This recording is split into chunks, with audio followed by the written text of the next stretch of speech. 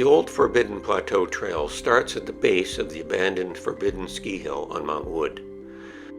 It's worth mentioning that the Forbidden Plateau ski area operated from the 1930s to the 1990s, but eventually succumbed to lower elevation and competition with Mount Washington.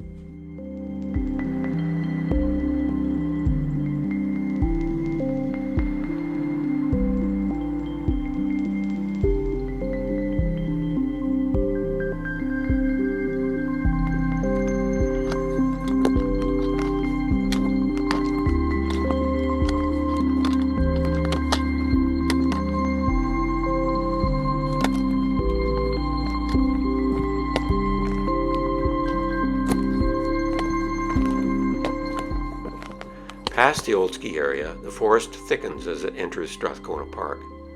The trail first leads to Mount Beecher, a popular day hike, and then the old Forbidden Trail continues northwest.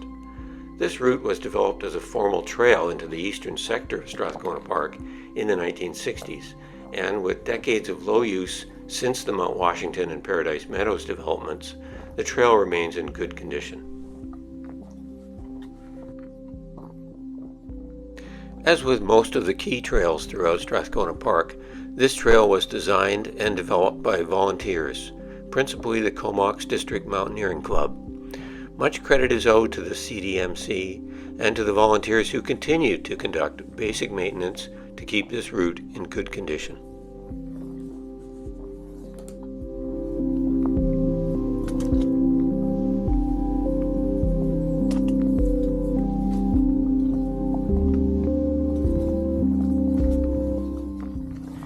My destination for my day one camp was a cluster of small lakes, the Drabble Lakes, about 3 hours from the trailhead.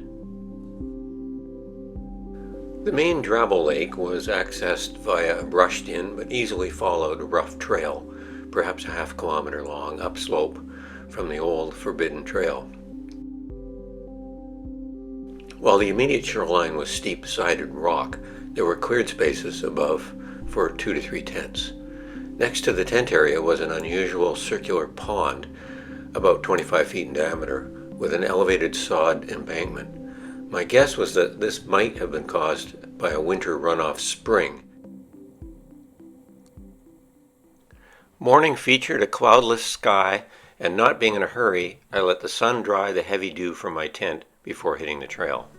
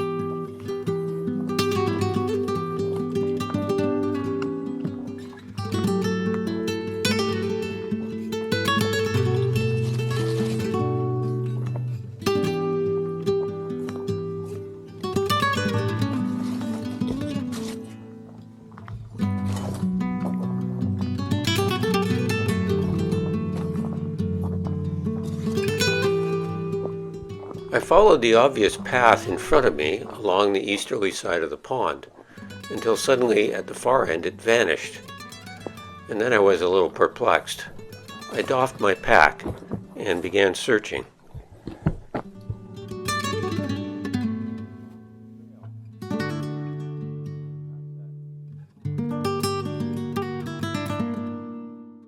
After searching the meadows north of the pond for the trail, I retraced my steps and discovered that I had missed the sharp fork that took the trail to the other side of the pond. The east side trail I had wandered along led, in fact, to camping spots, probably used for an extended period during the building of the trail decades earlier.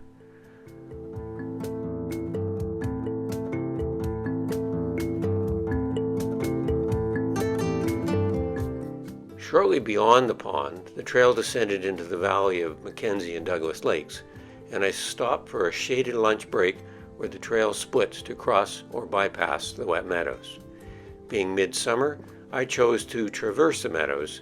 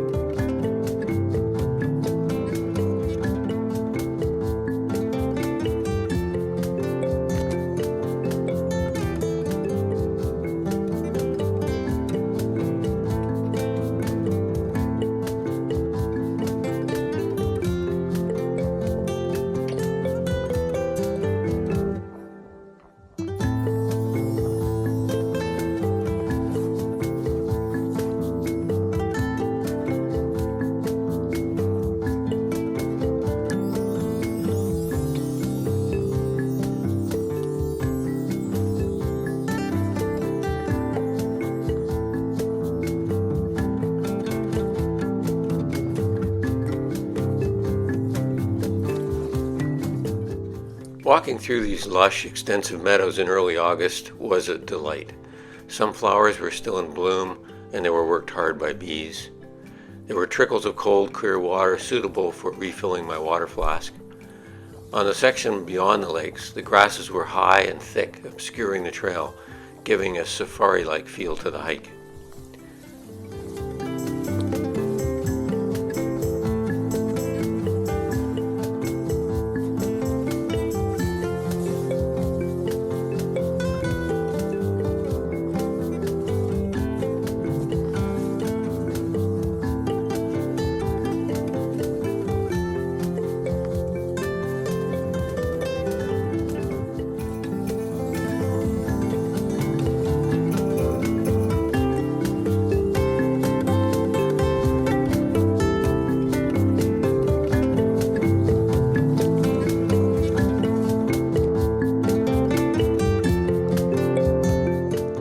After the meadows, back in mature forest, the trail wound its way up a slope to reach the edge of the higher plateau.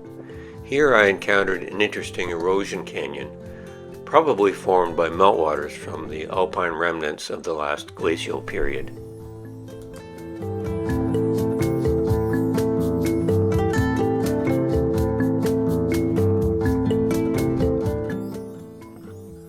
Once the main trail was crossing through the higher ground of the plateau, I headed off trail in search of the remote lakeshore I had set as my destination. At first, the going was easy enough across the short, dry ground cover, but then the bush got thicker and thicker as the elevation descended toward the depression containing the lake.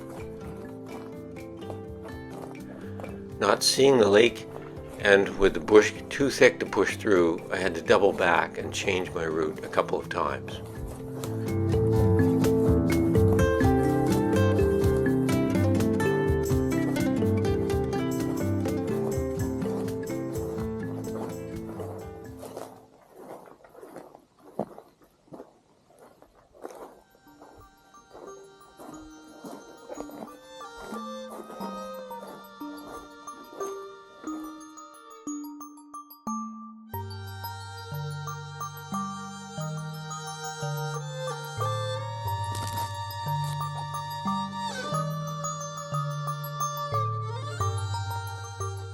Just when the bush was getting too thick again, and I thought I might have seriously miscalculated, I came across a small blue ribbon, brittle with age, tied on a tree branch.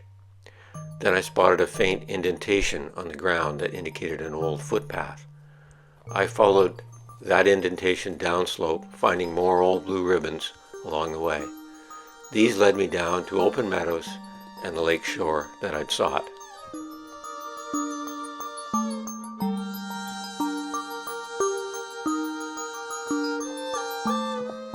Coming across this old camp location, with camp poles leaning against a tree and a campfire ring, not been used in decades, told me that this had once been a destination.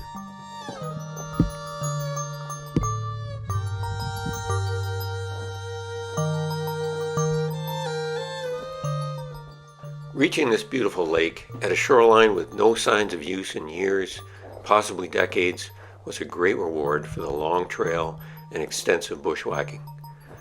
The temperature in mid-afternoon was in the high 20s. Near the shore, I found a flat spot with a bit of shade and wind shelter for my camp. But prior to setting up camp, I jumped in the perfect water. A gorgeous experience, well worth the hike. I spent 2 nights at this location. While I'd planned for a long exploratory day hike from this base, I'd shorten it only to the morning hours due to temperatures reaching into the 30s. Instead, I spent that second afternoon lounging near camp and swimming to cool down.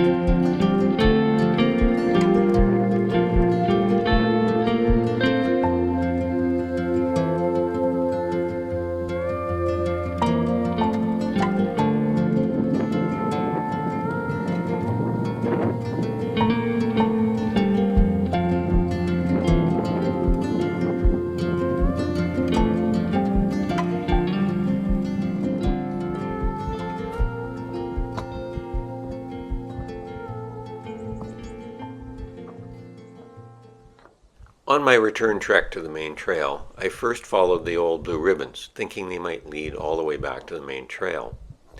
But they disappeared when I reached a wet meadow I had not crossed or didn't remember on my inbound route finding. At the far end of this meadow, after 10 minutes of searching, I found the rudiments of the old track and a ribbon through a short brushy section. But the route soon disappeared again in the next open meadow ground. Squinting into the rising sun added to the challenge of spotting blue ribbons on green boughs or other signs of human use.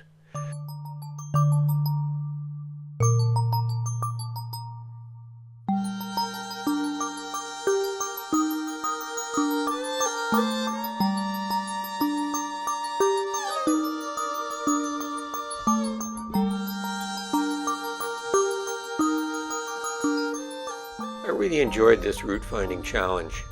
My guess was that decades ago, when the main trail was newly established or just being developed, the lakeshore I had camped at had been a camp destination, and a footpath, now mostly grown over, had been worn across the grassed and heathered meadows. In wooded or brushy sections, discrete blue ribbons were used to mark the route, and now in the 2020s, only some of these remain. It was a highlight of my trip to have rediscovered this old route.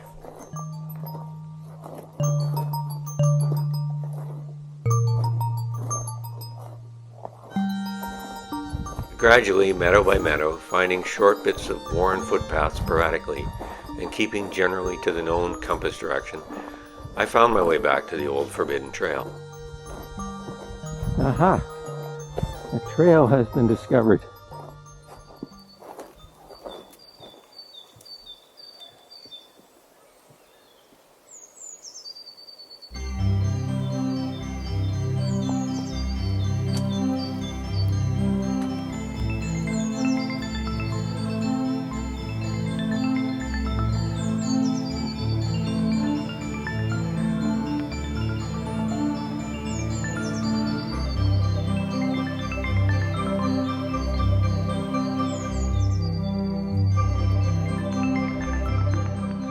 Approaching the Douglas-Mackenzie Meadows, this time I chose the western route that skirts the meadows.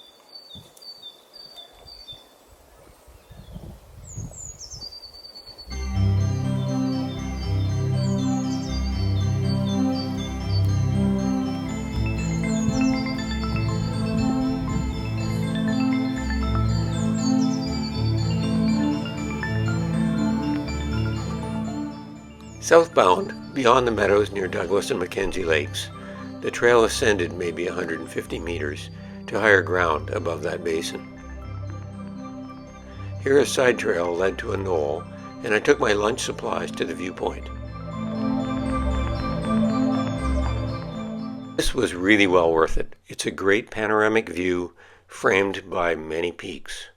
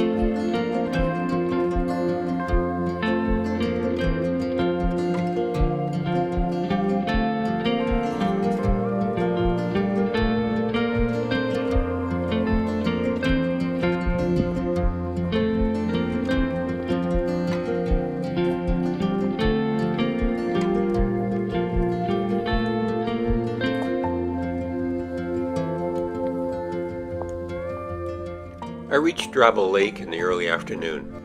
Of course, as soon as camp was set, I was in the water. Happily, the former mosquito population had vanished, and I spent a very relaxing afternoon of reading and swimming.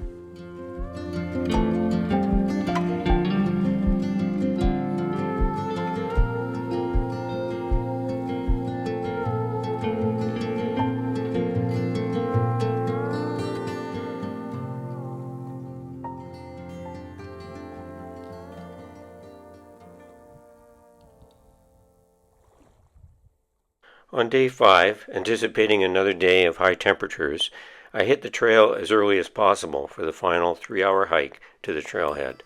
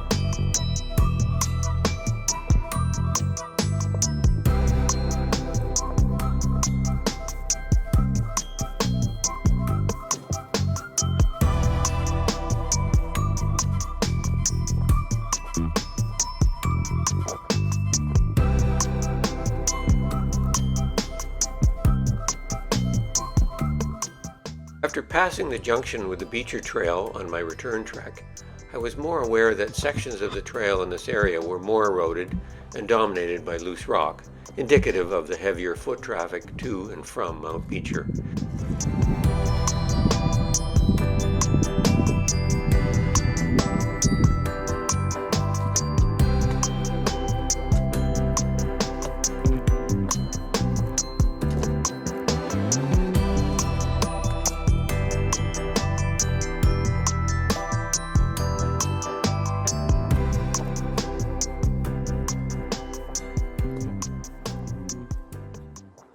Once the trail left the boundary of Strathcona Park, entering the old ski area, the forest trail gave way to a sunny, road-width route with many divergent, somewhat confusing pathways.